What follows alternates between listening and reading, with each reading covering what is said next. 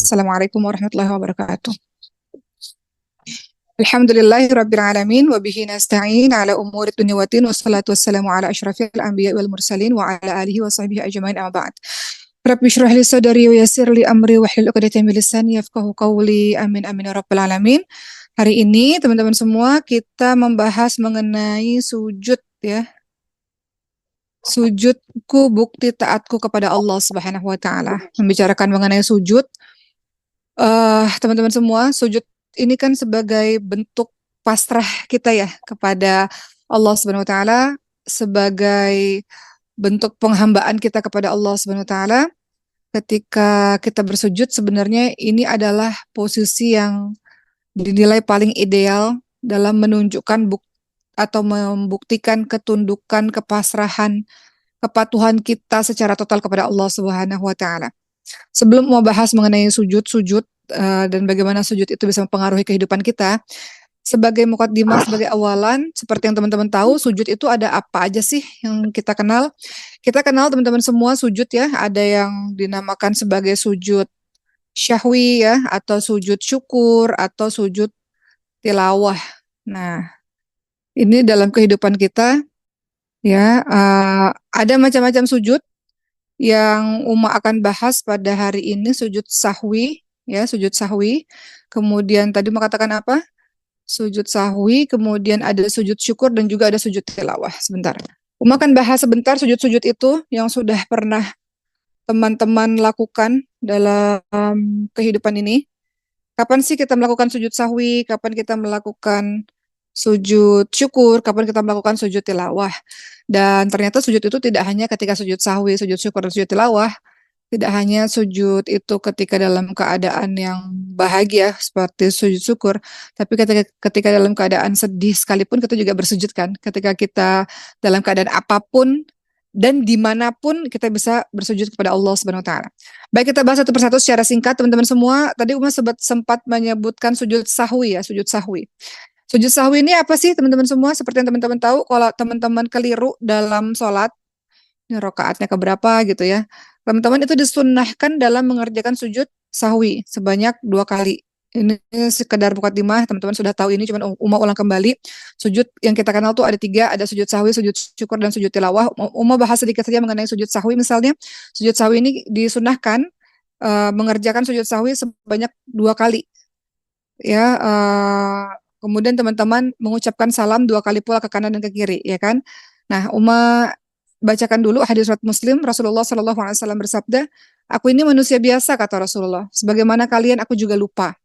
Oleh karena itu, kalau aku lupa, maka ingatkanlah," kata Rasulullah. Jadi dalam sholat juga Rasulullah manusia biasa, pernah lupa juga. Nah, kalau kita lupa nih, teman-teman semua, ketika sholat kita, apakah rakaat kita sudah keberapa gitu ya, kita dianjurkan untuk membaca sujud sahwi sebelum ataupun sesudah mengucapkan salam. Secara singkat, bagaimana sih tata cara melakukan sujud sahwi? Teman-teman setelah membaca tahiyat akhir, teman-teman langsung sujud. Salah satu yang teman-teman bisa baca, misalnya subhana man la yanamu wa la yashu. Itu salah satu yang teman-teman bisa baca. Maha suci zat yang tidak mungkin tidur dan lupa, itu salah satunya. Bangun dari sujud ya, disertai mengucapkan takbir Allahu Akbar. Kemudian teman-teman duduk sebentar ya. Setelah itu teman-teman setelah duduk sebentar, teman-teman takbir. Dilanjutkan dengan doa yang sama pada sujud yang pertama. Duduk kembali dan diakhiri dengan salam. Jadi itu secara singkat mengenai sujud sahwi. Sujud sahwi kita lakukan saat kita lupa ya, ketika di pelaksanaan sujud sahwi itu bisa kita lakukan sebelum atau sesudah kita mengucapkan salam ya. Sekedar mukaddimah saja. Kemudian sujud tilawah. Nah, sujud tilawah ini kalau teman-teman kadang-kadang kita nggak hafal Quran ya, ini kebanyakan yang terjadi apalagi di bagian akhwat nih, di bagian teman-teman perempuan, karena kan ketutup penghalang dengan kain atau dengan hijab gitu ya, ketutup. Jadi kita nggak tahu ketika itu sujud tilawah ya. Jadi banyak sekali ketika imam bacakan ayat-ayat tertentu, kemudian imam sujud, kita nggak sujud, kita malah ruku gitu kan. Nah, itu sering terjadi bahkan di di Mekah Madinah ya, di Tanah Suci juga. Biasanya di hari Jumat itu biasanya para imam tuh sering membacakan ayat-ayat yang ada sujud tilawahnya. Nah, biasanya bagi para teman-teman yang nggak ngelihat imam secara langsung itu banyak melakukan kesalahan karena nggak melakukan sujud tilawah. Kalau tadi kita sudah bahas sujud sahwi, ini sekarang sujud tilawah. Sujud tilawah itu apa sih? Sujud yang dikerjakan karena membaca ayat-ayat sajadah yang ada dalam Quran.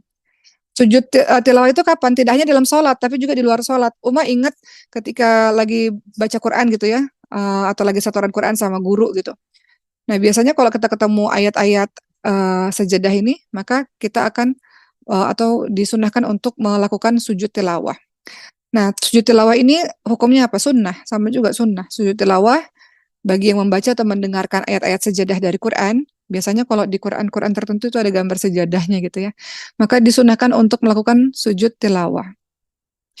Apa kata Rasulullah Shallallahu Alaihi Wasallam? Rasulullah membacakan, kata Ibnu Umar ya, Rasulullah Shallallahu Alaihi Wasallam membacakan kepada kami Al-Quran. Apabila beliau melewati ayat sajadah, maka beliau takbir, lalu beliau sujud, dan kami pun ikut sujud.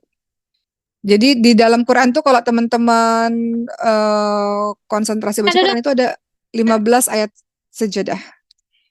Ya, 15 ayat sajadah yang tercantum dalam Quran. Ayatnya ada beberapa ya. Ada ayat Al-A'raf 206, itu ayat sajadah. Ar-Ra'd atau Ar-Ra'du ayat 15, itu ayat sajadah. An-Nahl ayat 50, Al-Isra ayat 109, Maryam ayat 58, Al-Hajj ayat 18, Al-Hajj ayat 77, Al-Furqan ayat 60, An-Naml ayat 26, As-Sajdah ayat 15, Surah Shad ayat 24, Fussilat ayat 38, An-Najm ayat 62, Al-Insyiqaq ayat 21, Al-Alaq ayat 19. Itu semua berjumlah ada 15, itu ayat sajadah yang tercantum di dalam Al-Quran. Nah, untuk teman-teman semua, tadi Uma katakan kalau kita membahas mengenai sujud, sekedar pengenalan ataupun kita mengulang kembali, sujud tilawah itu ada dua macam. Dikerjakan di dalam sholat maupun dikerjakan di luar sholat. Kalau kita lagi baca Quran nih, lagi nggak dalam kondisi sholat, ketemu ayat sajadah, maka kita disunahkan untuk bersujud langsung, tanpa melakukan ruku, tanpa melakukan i'tidal. Ya, teman-teman langsung sujud tilawah. Lalu melanjutkan seperti posisi semula. Kalau misalnya lagi sholat ya habis sujud ya balik lagi sholat seperti biasa. Tapi teman-teman semua ingat, kadang-kadang kita ini harus tahu bahwa ketika ada surah atau bacaan ayat sajadah, tapi kemudian ayat sajadah itu, tapi kemudian imamnya tidak sujud, maka kita nggak boleh sujud gitu. Jadi kita mengikuti imam saja. Itu ya untuk teman-teman semua. Nah, Uma tidak berpanjang-panjang dengan sujud sahwi atau sujud tilawah tadi. Uma mau bahas sedikit juga tentang sujud syukur. Nah, ini sujud syukur ini sujud yang rasa-rasanya perlu untuk kita lakukan ketika kita banyak bersyukur kepada Allah SWT untuk tertentu ya. Bukan syukur dalam nikmat yang terus-menerus. Misalnya salah satu nikmat yang Allah berikan kan nafas ya. Nafas kan nikmat, bukan berarti karena nikmat nafas jadi sujud syukur terus-menerus. Tapi sujud syukur yang dilakukan ini untuk nikmat-nikmat tertentu ya teman-teman semua.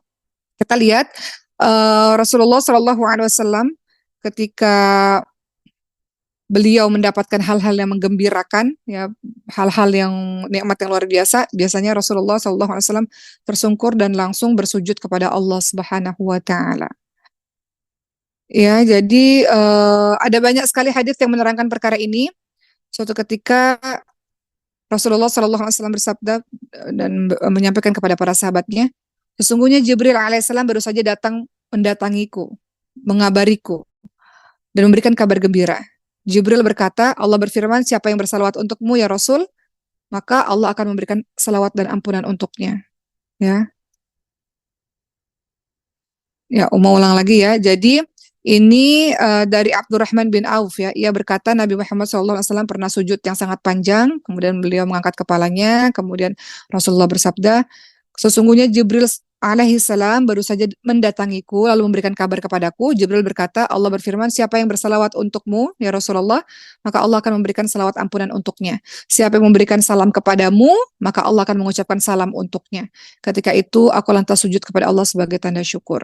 Ya, jadi di sini kita bisa lihat ini salah satu dalil dari hadis yang menunjukkan tentang sujud syukur. Uma ingat sekali ya tentang sujud syukur ini. Uma lakukan dalam dua keadaan ya, selain keadaan-keadaan lainnya. Dulu belasan tahun yang lalu, pada saat itu Allah takdirkan Uma waktu itu main film Ketika Cinta Bertasbih tuh. Kalau teman-teman dulu masih kecil gitu, teman-teman pernah lihat film itu.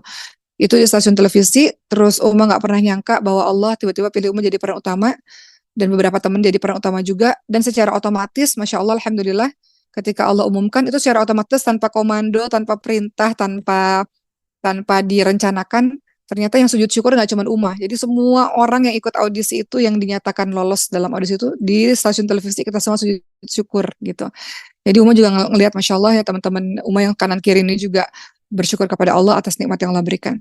Termasuk ketika sujud syukur, Uma ingat sekali terakhir Uma lakukan sujud syukur itu ketika Ibu Uma sakit, yang Uma selalu cerita tahun lalu, yang Ibu Uma koma di rumah sakit, yang dokter katakan kayaknya nggak mampu bertahan.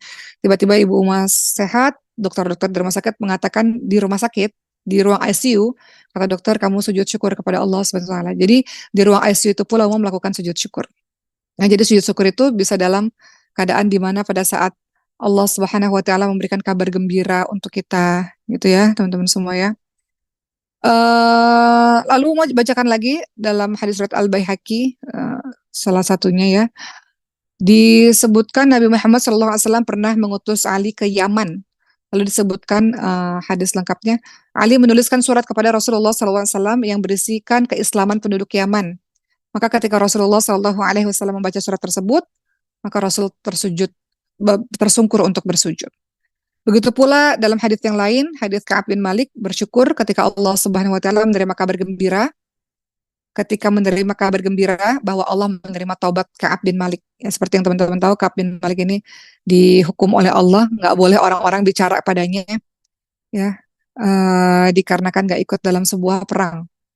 Maka ketika dinyatakan bahwa Allah telah mengampuni Ka'ab bin Malik, beliau melakukan sujud syukur karena Allah telah menerima tobatnya. Jadi sujud syukur ini hendaknya menjadi kebiasaan kita ya teman-teman semua, tidak hanya sekedar sujud tadi sujud sahwi, sujud tilawah, tapi sujud syukur ini hendaknya menjadi sebuah kebiasaan, dan ingatkan teman-teman lainnya bahwa ketika mendapatkan sebuah kabar gembira, dimanapun kita bisa melakukan sujud, kayak umat tuh di lantai rumah sakit gitu ya, bisa melakukan sujud syukur. Dan ini nikmat yang Allah berikan kepada kita. Bisa melakukan sujud syukur, bersyukur kepada Allah Subhanahu wa taala. Ini nikmat tiada terkira, karena seperti yang kita tahu, semakin kita bersyukur semakin Allah tambahkan nikmat kepada kita. Namun ingat ya teman-teman, sujud syukur itu bukan dilakukan untuk nikmat yang terus-menerus, tapi berlaku untuk nikmat yang jarang-jarang didapat. Nah, itu sujud syukur. Ya, misalnya kayak terselamatkan dari satu musibah, kayak Uma cerita tadi, terselamatkan atau sembuh dari satu penyakit, atau teman-teman ya setelah selesai hafalan Quran, teman-teman sujud syukur. Jadi atau teman-teman yang udah lama nggak punya anak tiba-tiba mendapatkan anak, atau teman-teman mendapatkan harta yang ditunggu-tunggu, teman-teman mendapatkan jabatan tertentu, teman-teman mendapatkan pertolongan tertentu, nah itu teman-teman sujud syukur.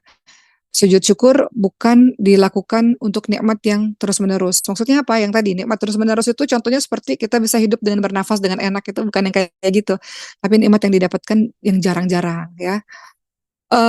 Begitu teman-teman semua, tata cara sujud syukur itu sama saja dengan sujud tilawah tadi ya.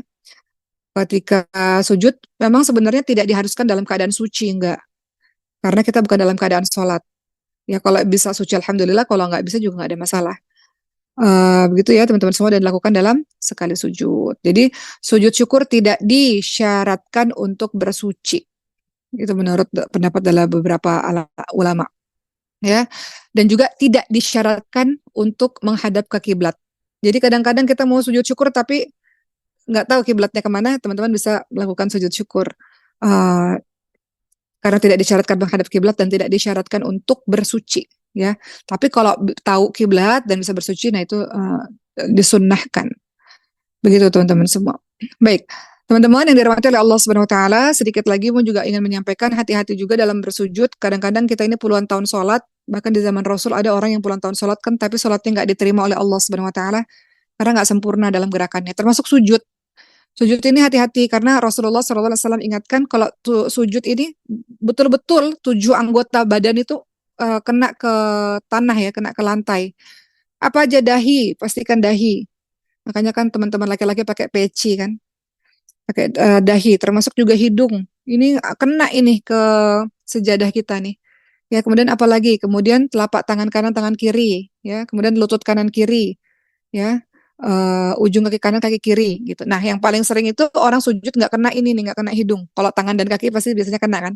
Hidung ini biasanya nggak kena. Nah, itu juga mulai konsentrasi untuk sujud secara sempurna, teman-teman semua.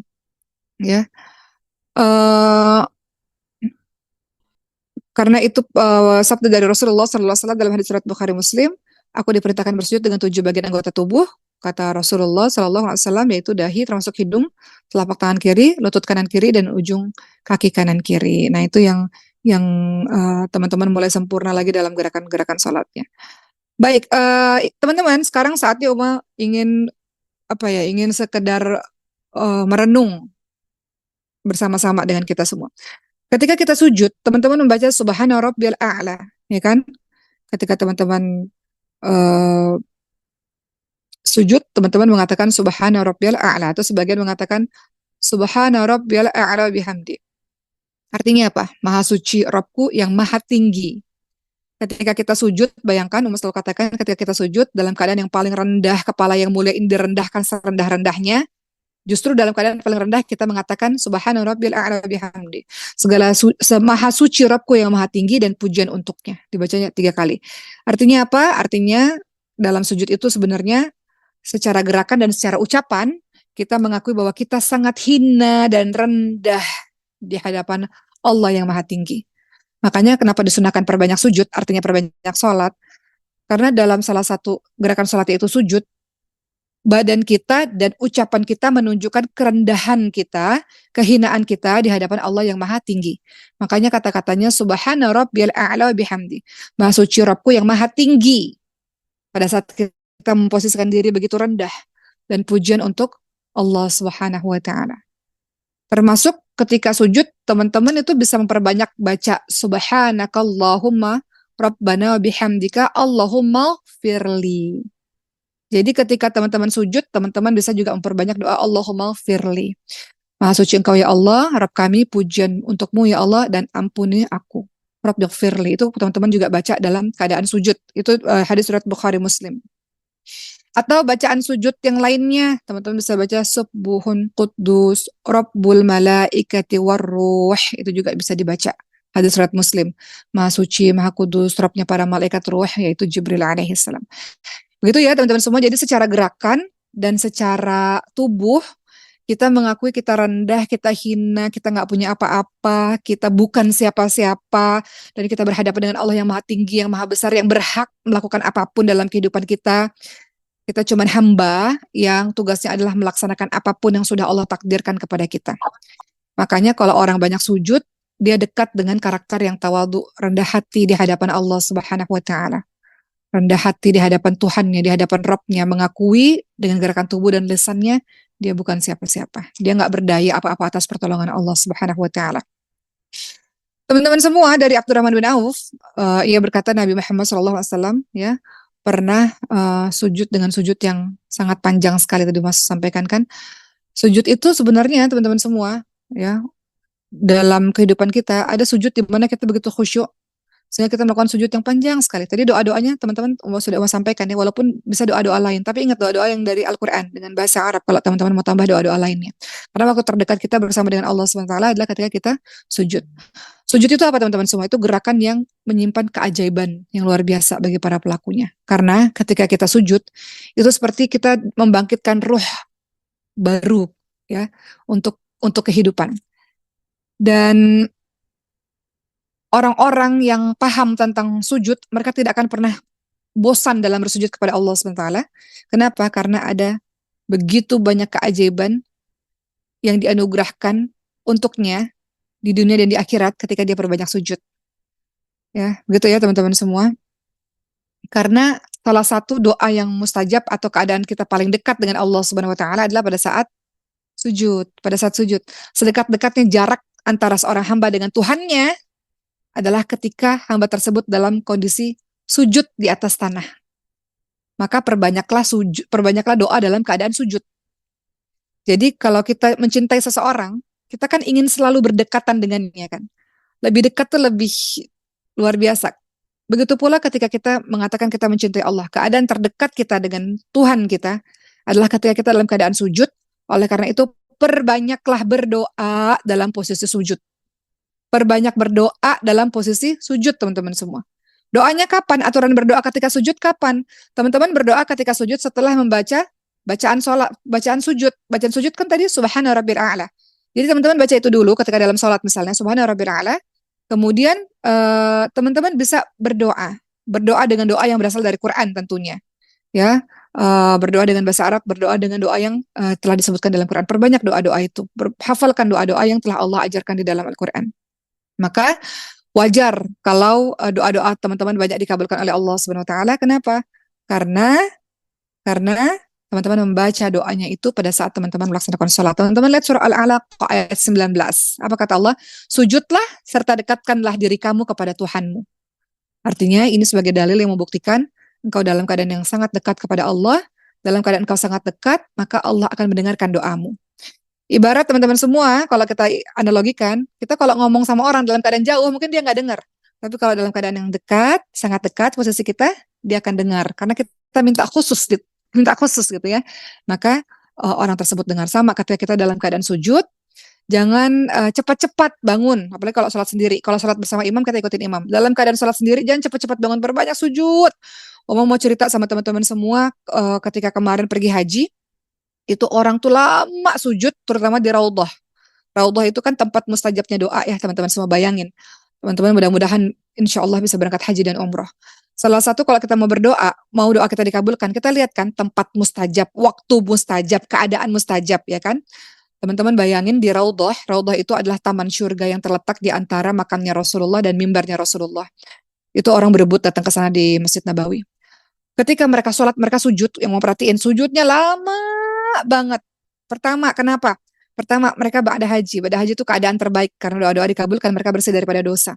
Kemudian yang kedua, di tempat terbaik di Raudhah. Ya kan, di Raudhah tempat salah satu mustajabnya doa. Kemudian mereka dalam keadaan yang terbaik, salah satunya adalah tadi, keadaan terbaik mereka adalah dalam sujud. Ya, waktu terbaik, tempat terbaik, keadaan terbaik. Dalam keadaan sujud mereka berdoa panjang kepada Allah. Masya Allah indahnya ya.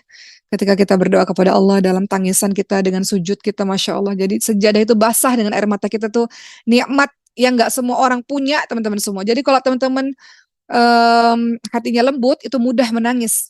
Jadi kalau teman-teman yang sampai hari ini masih belum menangis, minta sama Allah agar bisa lembutkan hati. Bahkan dikatakan kalau kita nggak bisa nangis, pura-pura nangis. Karena Allah suka mendengar rintihan dari hambanya. Jadi menangis merintih pada saat sujudmu itu keadaan terindah kita. Kita ngerasa kayak nggak ada beban dalam kehidupan ini, nggak ada yang susah dalam kehidupan ini. Kita ngerasa nggak butuh siapa-siapa kok selain Allah Subhanahu Wa Taala. Maka dalam keadaan kita begitu lemah tak berdaya, dalam keadaan sujud, maka perbanyak berdoa dengan tetesan air matamu itu dengan doa-doa yang telah diajarkan oleh Allah Subhanahu Wa Taala dalam Quran. Begitu ya. Jadi sujud seorang hamba pada Tuhannya ini adalah amalan yang paling luar biasa, salah satunya. Ya, ini semulia-mulia pengabdian yang dilakukan makhluk kepada Allah Subhanahu wa taala, sedekat-dekat jarak antara seorang hamba dengan Tuhannya ketika dia dalam kondisi sujud, maka doa-doa teman-teman semua insya Allah akan dikabulkan oleh Allah Subhanahu wa taala insya Allah. Begitu ya, teman-teman semua. Teman-teman tahu bahwa tidak hanya kita, seluruh malaikat yang ada di langit juga bersujud kepada Allah Subhanahu wa taala. Seluruh makhluk bersujud kepada Allah Subhanahu wa taala, termasuk kita ini yang insya Allah termasuk orang-orang yang beriman, maka kita semua bersujud kepada Allah Subhanahu wa taala, baik ketika sujud dalam sholat maupun sujud-sujud yang sudah sebutkan tadi, ketika sedih, teman-teman sujud, menangis kepada Allah, ketika bergembira, teman-teman sujud syukur, ya. Ketika teman-teman mendengarkan ayat sejadah, teman-teman sujud tilawah, ketika salah dalam rakaat sholat misalnya lupa, teman-teman sujud sahwi misalnya. Hidup kita dalam sehari itu banyak sekali melakukan sujud, banyak sekali melakukan sujud ya. Sujud yang kita lakukan itu penuh dengan ketaatan, penuh dengan keyakinan, penuh dengan perasaan bahwa saya nggak berdaya apapun ya Allah kecuali dengan pertolongan-Mu ya Allah. Dan teman-teman tahu apa kata Rasulullah? Kalian harus memperbanyak sujud kepada Allah SWT, karena ketika kalian bersujud Allah akan angkat derajat kalian dan Allah akan menghapuskan dosa-dosa kalian. Jadi kalau Uma bisa sampaikan kepada teman-teman terakhir nih, ketika sujud teman-teman semua, begitu banyak manfaat dalam kehidupan kita. Dengan bersujud tadi apa? Allah akan angkat derajat kita. Allah angkat derajat kita di dunia dan di akhirat.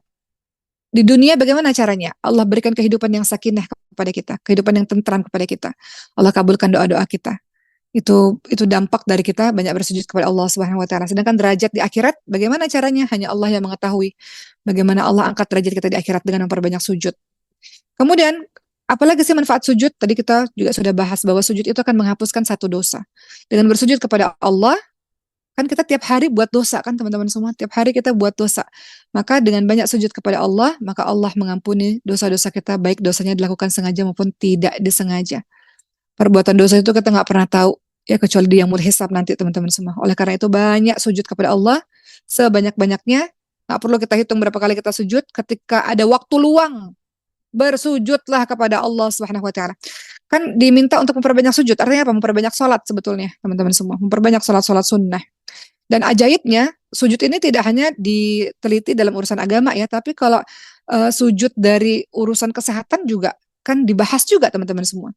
Ya, ada seorang dokter, kalau nggak salah namanya Dr. Fidelma ya, PhD, beliau ahli neuroscience ya dari Edward University. Beliau sekarang menjadi seorang mu'alaf. Kenapa? Karena beliau menemukan fakta tentang manfaat sujud bagi kesehatan manusia. Jadi kalau tadi Uma jelaskan manfaat sujud yang angkat derajatnya oleh Allah, diampuni dosa-dosanya, sekarang Uma akan sedikit bercerita bagaimana manfaat sujud bagi kesehatan manusia. Sebagai seorang neurologis, beliau seorang ahli syaraf, seorang yang berasal dari Irlandia. Beliau tahu di saraf-saraf tertentu di otak kita itu hanya ada sesekali saja yang dimasuki darah, teman-teman semua di sini nih. Maka kalau nggak dimasuki darah sama sekali, maka akan berakibat sangat buruk untuk kesehatan kita. Itulah kenapa disebabkan sujud itu harus menjadi aktivitas rutin untuk memasukkan darah ke syaraf-syaraf. Ketika kita sujud, itu darah masuk ke syaraf-syaraf. Dan aktivitas rutin itu adalah sujud. Di dalam umat Islam itu sujud. Di dalam umat Islam itu kita mengenal sholat. Wah, itu sudah diteliti itu dari segi kesehatan. Jadi, untuk teman-teman semua, ya, untuk orang yang melahirkan juga, ibu hamil kan disuruh memperbanyak sujud ya. Banyak sekali manfaat dari sujud. Jadi, hari ini secara singkat, Uma hanya ingin menyampaikan pada teman-teman semua dan diri Uma sendiri, perbanyak sujud dalam semua kondisi, dalam semua keadaan. Teman-teman nangis kalau sedih bukan nangis di kamar mandi cuma buat wudhu, tapi cepat-cepat bersujud kepada Allah Subhanahu wa taala. Cepat-cepat merendah kepada Allah Subhanahu wa taala. Teman-teman buat dosa. Buat dosa.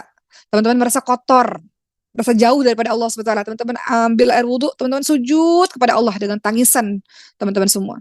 Teman-teman bangun sholat malam, teman-teman perpanjang sujud. Ingat, sholat malam itu sepertiga malam terakhir Allah turun ke langit dunia. Allah kabulkan doa teman-teman semua. Dan teman-teman dalam keadaan yang sujud, dalam keadaan yang paling dekat dengan Allah.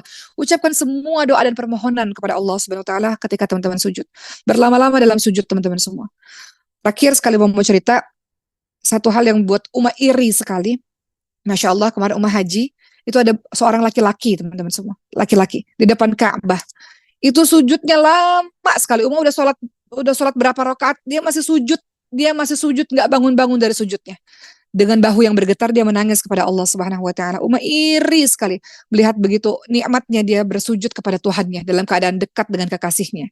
Jadi, mudah-mudahan kita semua yang ada di sini hari ini ada satu hal lagi yang kita ingat kembali, bahwa indah sekali ya kalau bisa terus berdekatan dengan sang kekasih. Sang kekasih yang nggak pernah meninggalkan kita. Kita yang ninggalin Allah kan, Allah nggak pernah ninggalin kita. Sang kekasih yang selalu melihat aktivitas kita yang mungkin menyakiti diri kita sendiri sesungguhnya, yang selalu memandang kita, melihat kita, dan mengharap kita kembali kepadanya.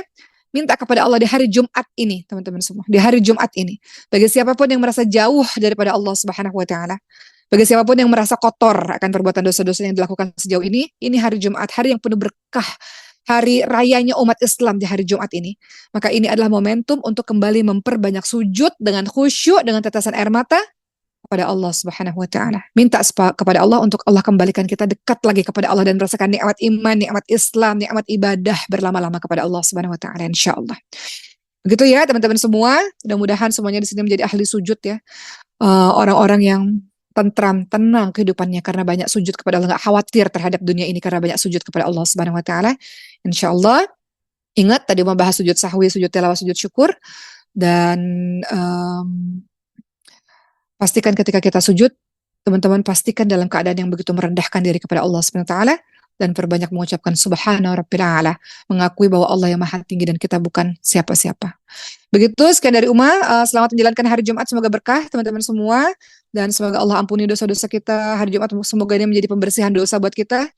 Mudah-mudahan jadi orang yang baru dan menatap hari lebih bersemangat lagi untuk jadi orang yang lebih baik lagi insyaallah. Terima kasih. Assalamualaikum warahmatullahi wabarakatuh.